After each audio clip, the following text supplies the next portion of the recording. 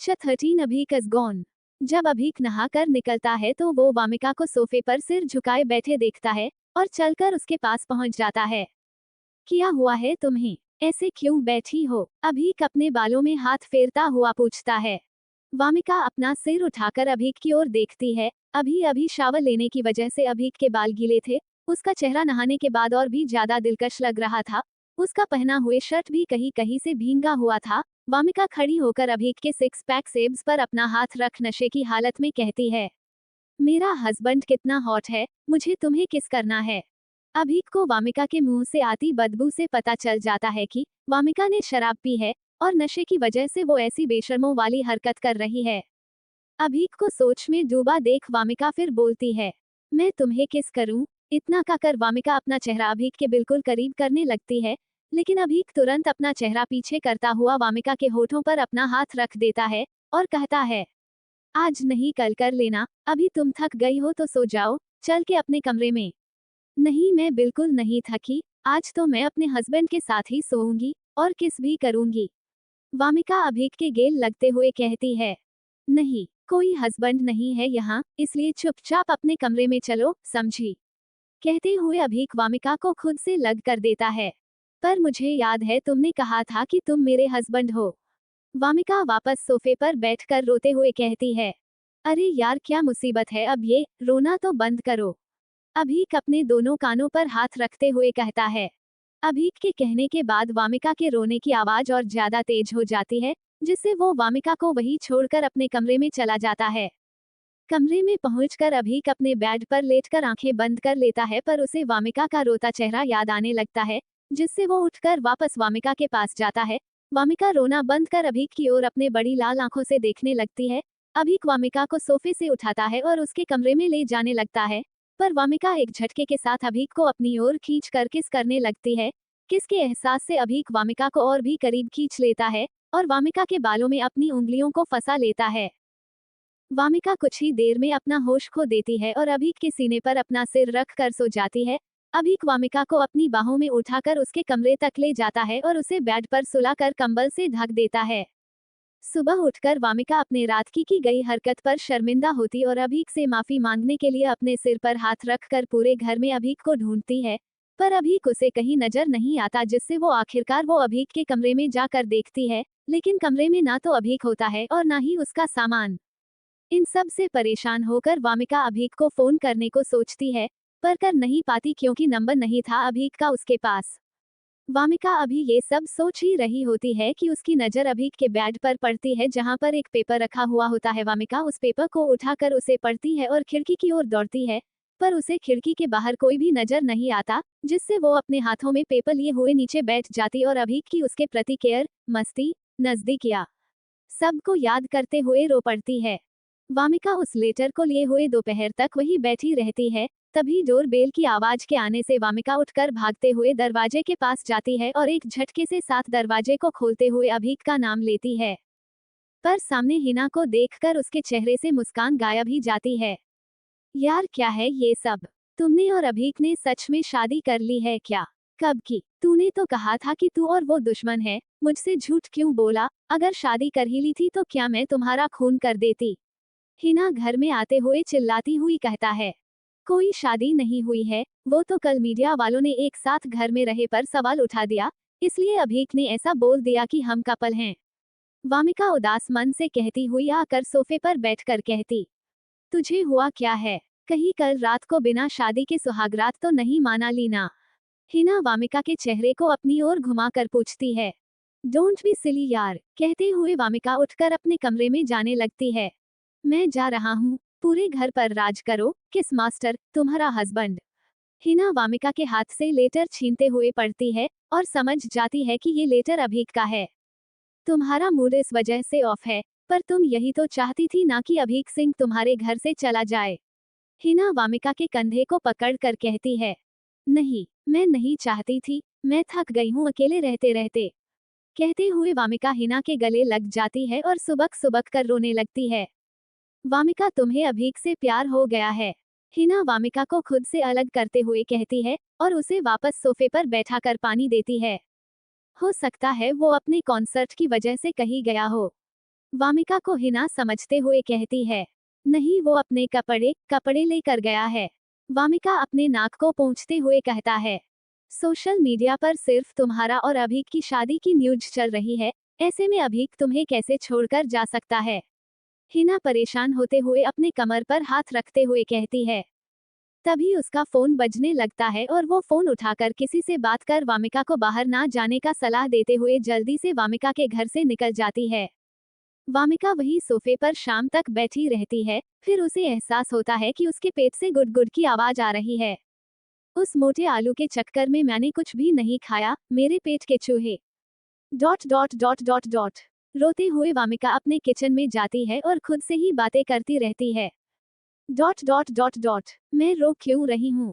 मैं और वो बस 2 हफ्ते ही तो साथ थे, क्या मुझे सच में उससे प्यार हो गया है?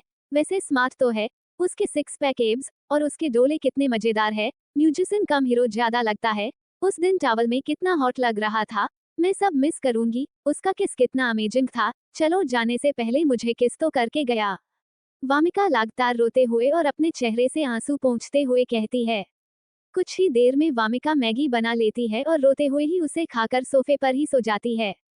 ऐसे ही अभीक को याद करते और अकेलेपन के साथ वामिका 3 हफ्ते गुजार देती है। उसे घर के हर चीज को देखकर अभीक की याद आ जाती और वो रोना शुरू कर देती है। घर से बहुत कम ही बाहर जाती और कॉलेज जाना तो पूरी तरह से बंद कर दिया था।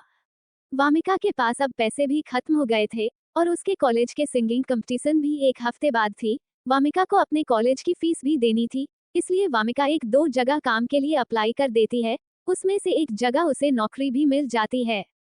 वामिका जब भी बाहर जाती खुद को पूरी तरह ढक कर जाती, ताकि कोई मीडिया वाले उसके लिए मुश्किल ना खड़ी कर दें।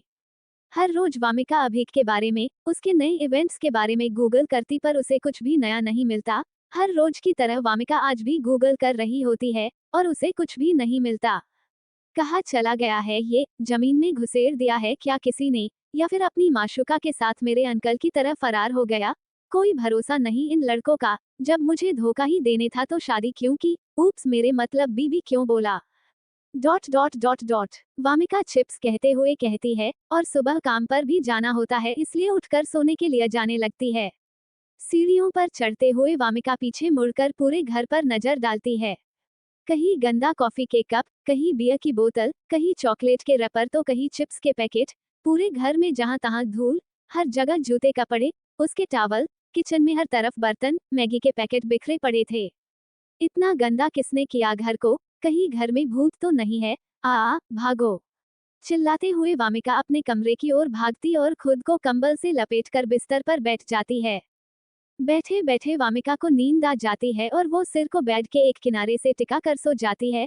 तभी उसे किचन से कोई चीज गिरने की आवाज आती है और वो एक झटके के साथ उठकर खड़ी हो जाती है।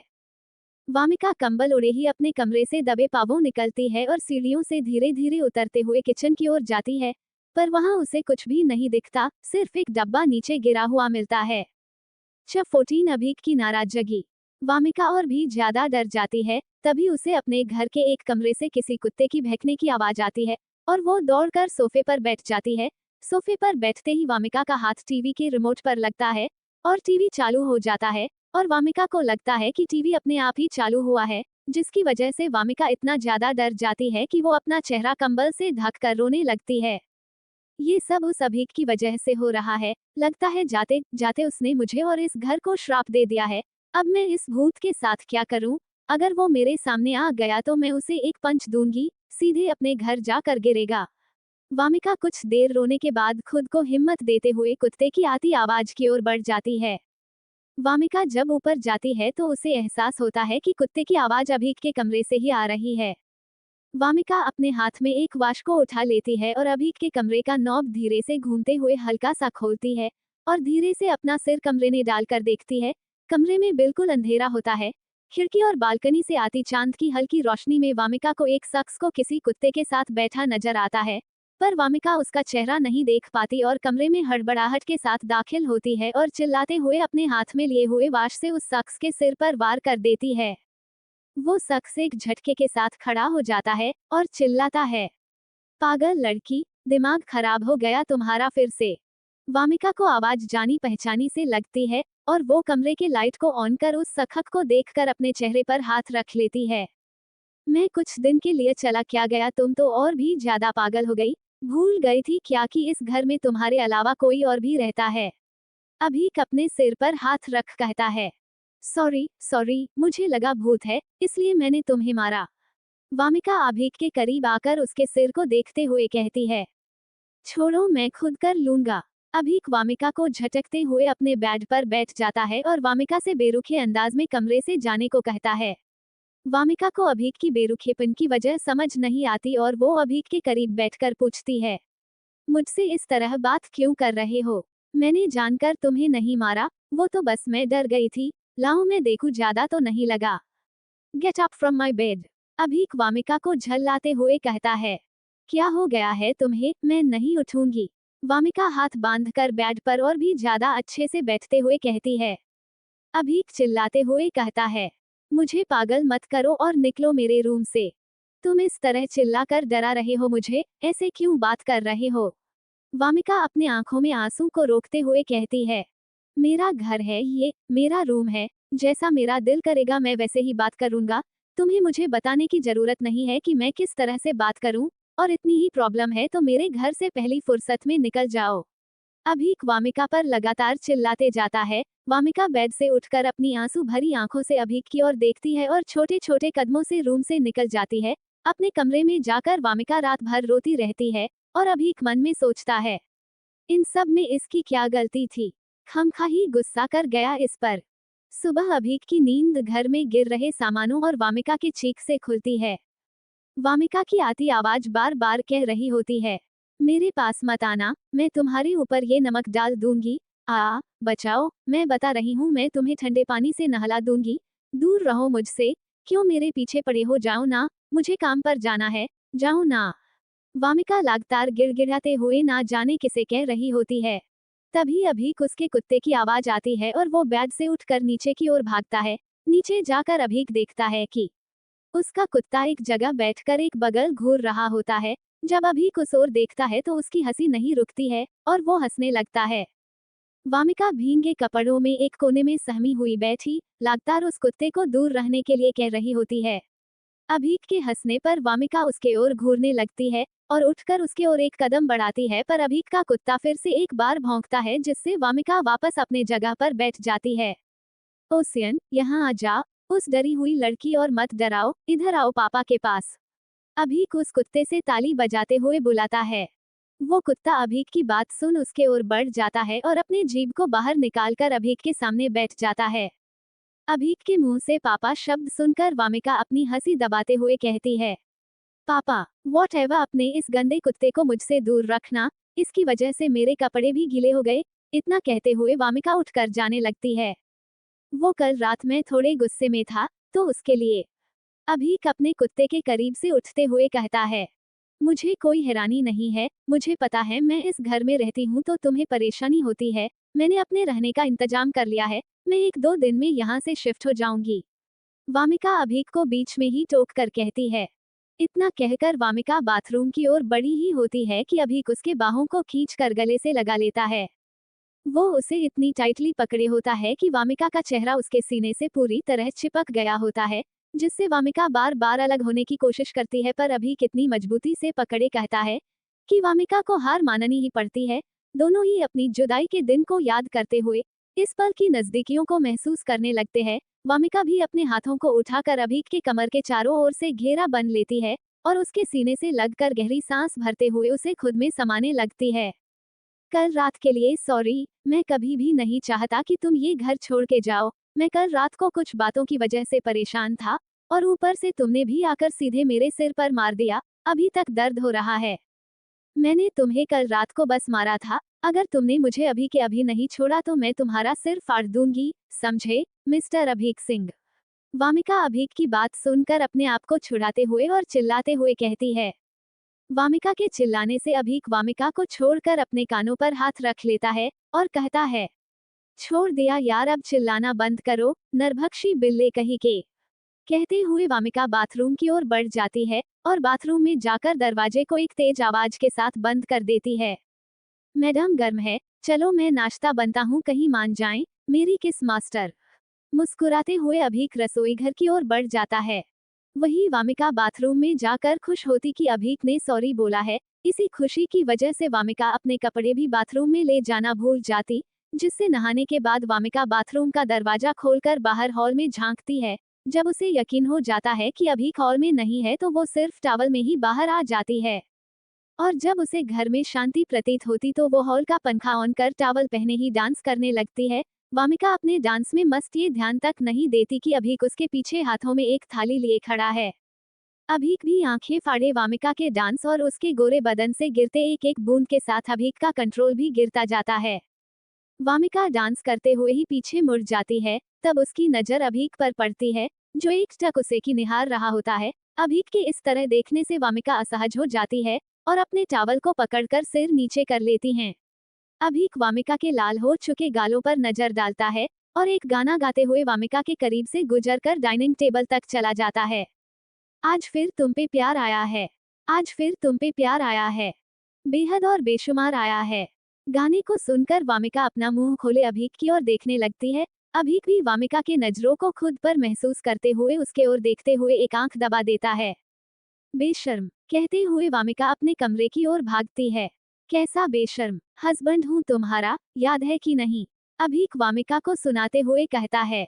कैसा बेशर्म हस्बैंड हूँ तुम्हारा, याद है कि नहीं? अभीक वामिका को सुनाते हुए कहता है।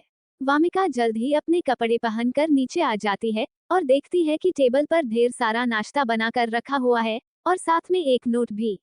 वामिका उस नोट को उठाकर पढ़ती है। कल के लिए सॉरी, मैं दोबारा तुम पर गुस्सा नहीं करूंगा, प्लीज अपना घर छोड़ के मत जाना।